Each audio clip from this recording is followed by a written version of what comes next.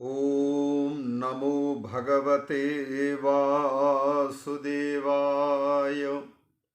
अथ श्री शिवमहापुराणे रुद्रसंहितायां सृष्टिखंडे षोडशोऽध्यायः। श्री शिव महापुराण के रुद्र संहिता के सृष्टि खंडांतर्गत 16वां अध्याय प्रारंभ किया जा रहा है।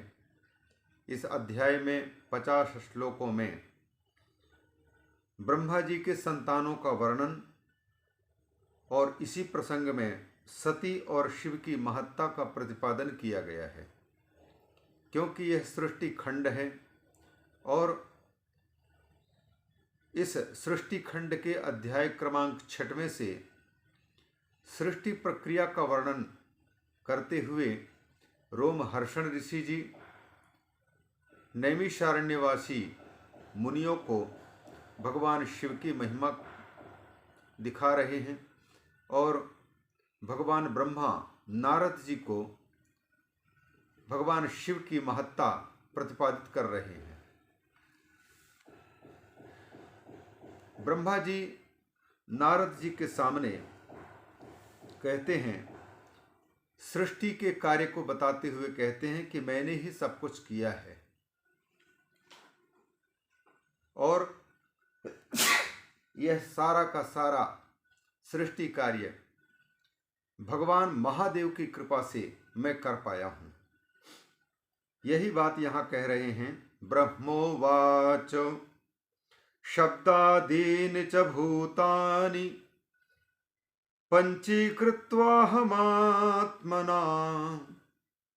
तेभ्यः स्थूलं नभो वायुं वह्निं चैव जलं महीम्। ब्रह्मा जी कहते हैं, नारद, मैंने शब्द, रूप, रस, गंध, स्पर्श इन सब को मैंने बनाया और इन पांचों को फिर पंचीकरण की प्रक्रिया से स्थूल भूतों में परिवर्तित किया। पहले ये सूक्ष्म भूत थे, फिर पंचीकरण की प्रक्रिया में पांचों के 2 भाग करके प्रत्येक द्विधाकृत भागों में से एक एक भाग के पुनः 4 भाग करके स्वयं के अतिरिक्त अन्य 4 में उस अर्धभाग के 4 भागों को विभक्त करना, यह पंचीकरण कहलाता है। जैसे आकाश का विभाजन यदि हो 2 भागों में, तो 2 भागों में विभाजित आकाश को पुनः द्वितीय भाग को 4 भागों में बांटकर आकाश के अतिरिक्त शेष अन्य वायु, तेज, जल और अग्नि में इन 4 तत्वों में, 4 भूतों में आकाश तत्व के 1/4 भाग को बांट दिया, अर्थात ये 8वां भाग करीब होगा।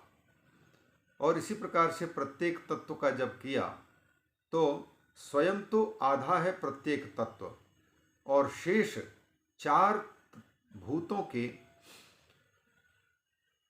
1 का अष्टमांश अपने में मिला रखा है। अतः यह मिलाकर के पूर्ण हो जाता है। तो जिसमें जिस चीज की प्रधानता होती है आकाश में, शेष पृथ्वी, जल, तेज, वायु इनके अष्टमांश भाग मिले होने से और आकाश का स्वयं उन चारों का जितना होता है उतना आधा भाग स्वयं आकाश का अंश है। अतः आकाश स्थूल कहलाएगा। उसी प्रकार से तेज आदि के विषय में भी जानना चाहिए। तो पंचीकरण की प्रक्रिया में फिर पंची करके फिर इन्हीं से स्थूल पंचभूतों का उत्पादन किया गया। स्थूलम नभो वायुं वह्निं चैव जलम महीम। आकाश, वायु, तेज, जल और पृथ्वी इनको बनाया और इस पृथ्वी पर रहने वाले पर्वतों को, समुद्रों को वृक्षादियों की भी रचना मैंने की है।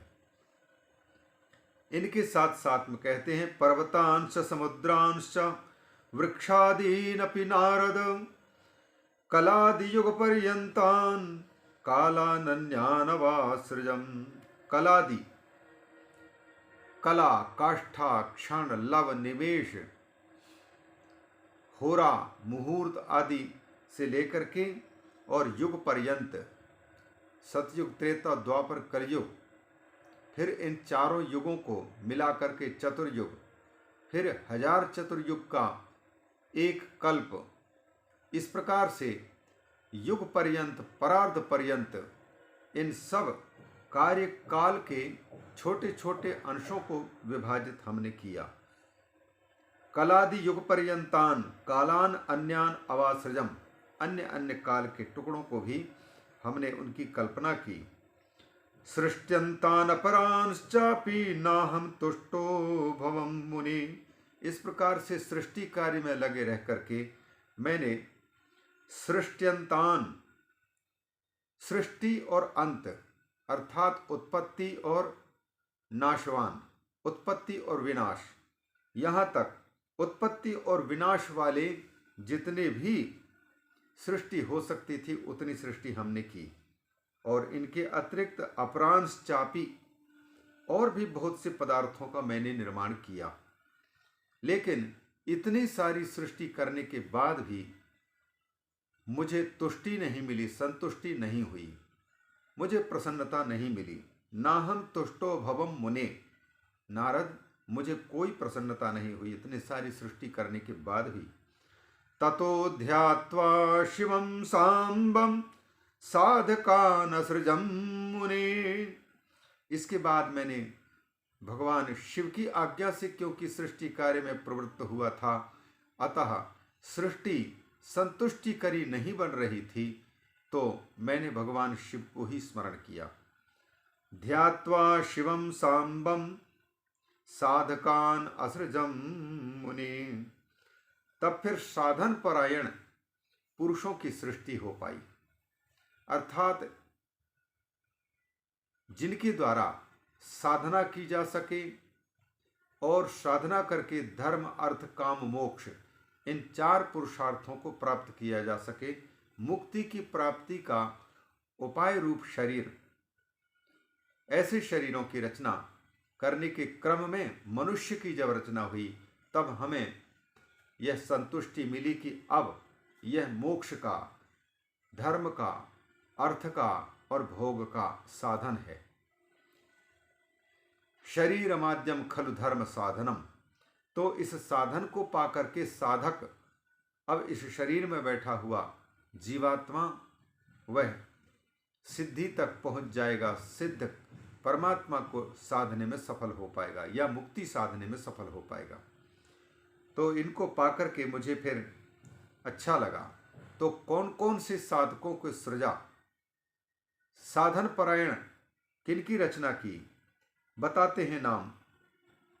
मरीचिम च स्वनेत्राभ्याम हृदयाद भृगुमेव च शीर्षोंगिरसं व्यानात् पुलहं मुनिसत्तमम् उदानाच्च पुलस्त्यं हि वसिष्ठं च समानतः क्रतुं त्वपानात् श्रोत्राभ्याम् अत्रिं दक्षं च प्राणतः असृजन् त्वां तदोत्संगात् छायायाः कर्दमं मुनिं संकल्पादसृजं धर्मं सर्वसाधन साधनम् एवमेतानहं सृष्ट्वा कृतार्थः साधकोत्तमान् अभवं मुनिशार्दूल महादेव प्रसादतः।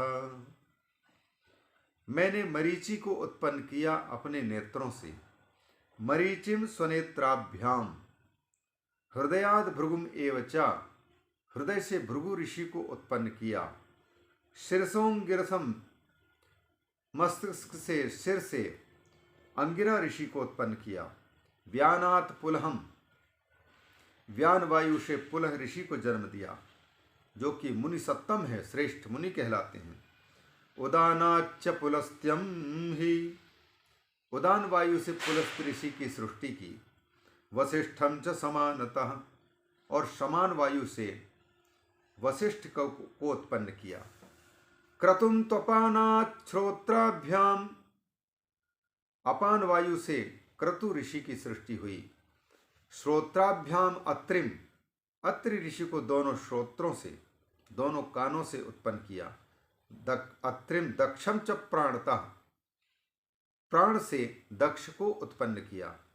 असृजन त्वाम तदोत्संगात, उस समय पर मैंने तुमको ही नारद अपने उत्संग से, गोद से तुमको प्रकट किया। और छाया या करदमम मुनिम, मेरी छाया से करदम उत्पन्न हुए। छाया से मैंने करदम मुनि को सृजन किया। और इनके साथ साथ में संकल्पाद असृजम धर्मम सर्व साधन साधनम, संकल्प से समस्त साधनों के साधन रूप धर्म को उत्पन्न किया। यह किससे? संकल्पात, संकल्प मात्र से इसको उत्पन्न किया। एवं एतान अहम सृष्टा कृतार्थ साधकोत्तमान, इस प्रकार से इन साधना परायण ऋषियों को उत्पन्न करके मैं मानो कृतार्थ हो गया, कृतकृत्य हो गया। हमको लगने लग गया कि अब मुझे कुछ करने की आवश्यकता नहीं है, अब इनके माध्यम से आगे सृष्टि बढ़ती जाएगी। और सृष्टि में साधक धर्म अर्थ काम मोक्ष, इन चारों पुरुषार्थों को प्राप्त करके जीवन को सार्थक कर पाएगा। अभवम मुनिशार्दूल महादेव प्रसादता, लेकिन ये सारा का सारा पुरुषार्थ ये केवल मेरा अकेले का नहीं है, बल्कि इसमें महादेव की कृपा है। भगवान महादेव की कृपा से, क्योंकि आज्ञा भी उन्हीं की थी, उनकी आज्ञा के पालन करने में जब मैं लगा तो भगवान करुणावतार श्री महादेव ने अपनी आज्ञा का पालन हमसे करवा लिया।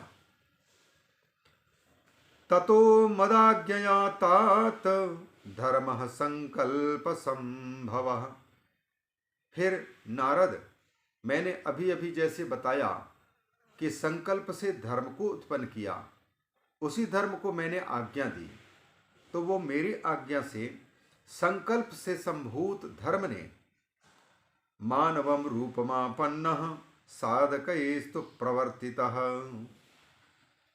मेरी आज्ञा से संकल्प से उत्पन्न वह धर्म मानव रूप धारण करके फिर उत्तम साधकों के द्वारा आगे प्रवर्तित हुआ।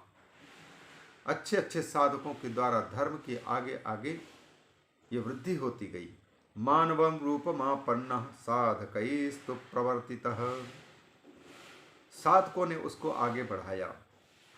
ततो सृजम स्वगात्रेभ्यो विविधेभ्यो मितान सुतान, इसके बाद फिर अपने शरीर के भिन्न भिन्न अंगों से मैंने नाना प्रकार के बहुत से पुत्रों को उत्पन्न किया, बहुत से संतान मेरे हुए, जिनमें से सुरादिकांस्तेभ्यो दत्वा ताम ताम तनुम मुने, सुर असुर दैत्य दानव आदि सब के सब उनको उनके अनुकूल शरीर दे करके मैंने असंख्य पुत्रों की सृष्टि की। ततो हम शंकरेणाथ प्रेरितोऽन्तर्गतेन हि द्विधा कृत्वात्मनो देहम द्विरूपश्चाभवं मुने, फिर मैंने विचार किया कि और भी सृष्टि यदि बढ़ती और उत्तम से उत्तम सृष्टि होती तो बहुत अच्छा होता। मैं करूं क्या, बढ़ भी नहीं रही सृष्टि। भगवान शिव को पुनः स्मरण किया तो भगवान शिव ने अंतर में प्रेरणा दी।